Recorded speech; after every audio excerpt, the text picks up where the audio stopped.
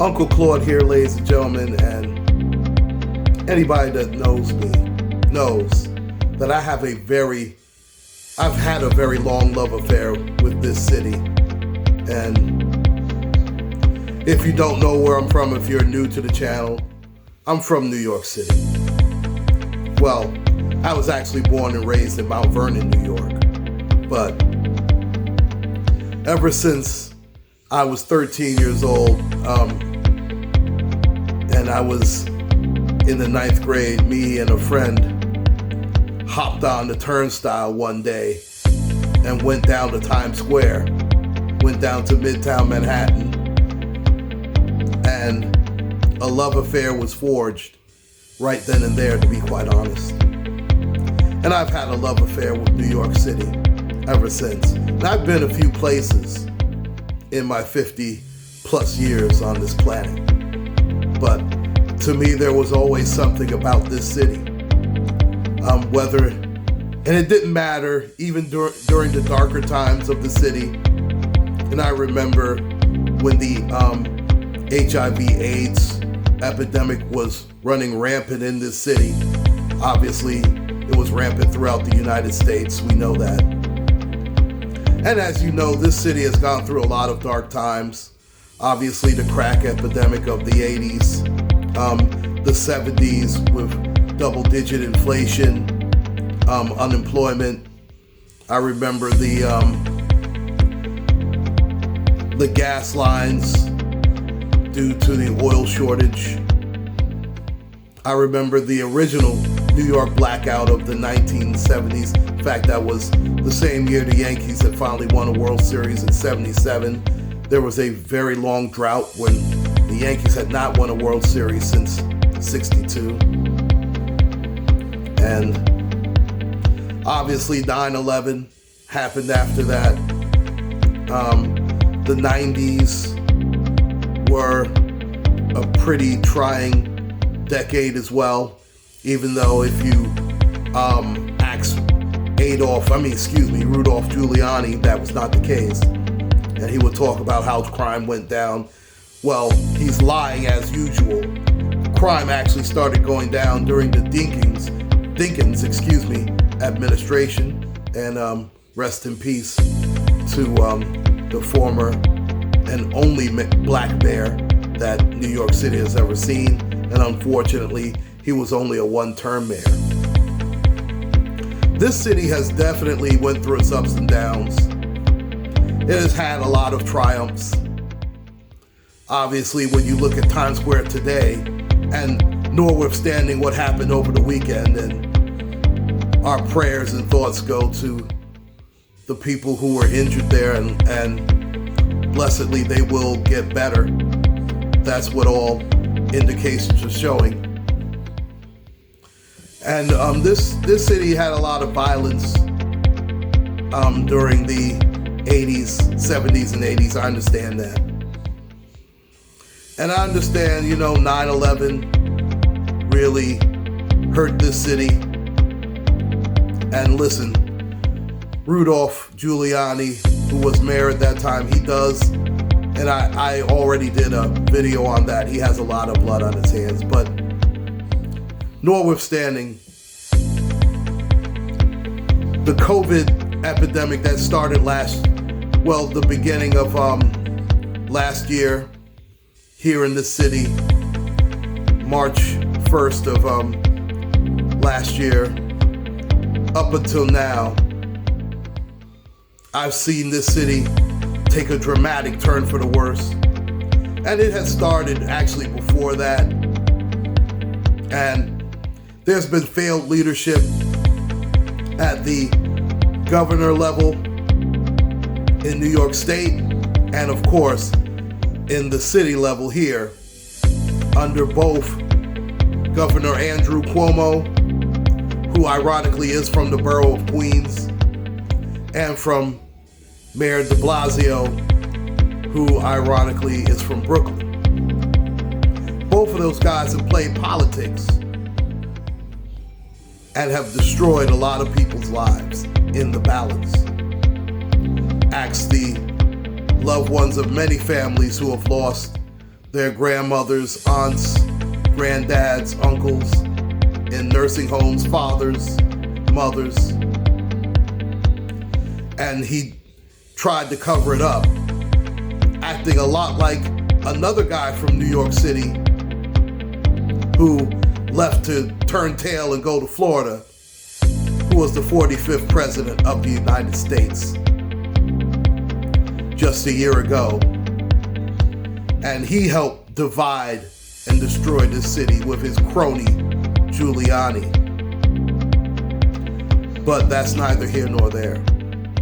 Now, it is very easy to blame all three of the people that I first mentioned, and they do deserve a share of blame of what has gone on in New York City. But the fact of the matter is, and I know a lot just went down at Times Square over the weekend, but I'm pretty sure that Times Square will be brought back to Times Square. Now, people are going to be apprehensive for a while, but nevertheless, we know that there will be a certain amount of resources that will be sent to Times Square. And I understand that, of course. It is definitely the crossroads of the world. And they're going to make sure that New York City's main tourist attractions will be taken care of, will be fortified with the proper units in place. But I'm not really worried about Times Square. I'm worried, obviously, we want Times Square to be the Times Square that it's always been, the crossroads of the world. But I'm more worried about the outer boroughs, not just Midtown Manhattan. What about Upper Manhattan? What about Harlem? What about Washington Heights? What about the Bronx, where hip-hop was started? What about Queens? What about Staten Island? Of course, Brooklyn, which has been gentrified just ridiculously. What about those boroughs? What about Staten Island, the forgotten borough? What about the working men and women, the young ones that are being volleyed back and forth about going back to school, about online learning? And I know that the city has been opening up, but it is ironic that ever since this governor has been under fire, he decides to open up things to try and pacify the citizens of New York City,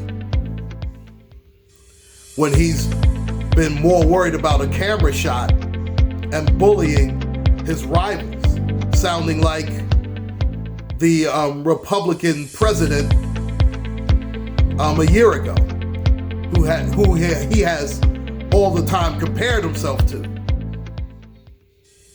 To me, Trump and Cuomo are the same people, just in different parties, as far as I'm concerned.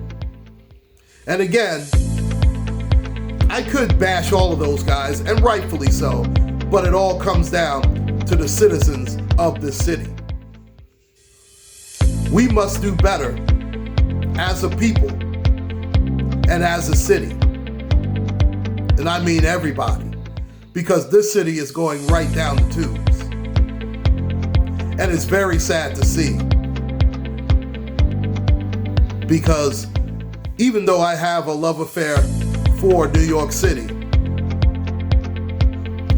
I don't know how much longer I'll be able to stay here. And I really enjoy this city. There is no city like it. And I'm not here to bash any other cities, but it is the most unique city in the world. And it has been the most resilient city in the world. You look at how New York has come back from 9/11. You look at how it came back from the desolate area that it was in. When you look at Fort Apache, the Bronx, back in the 70s, and you look at the Bronx now, there has been tremendous improvement in a lot of areas, But in a lot of other areas, New York has slacked and really bad.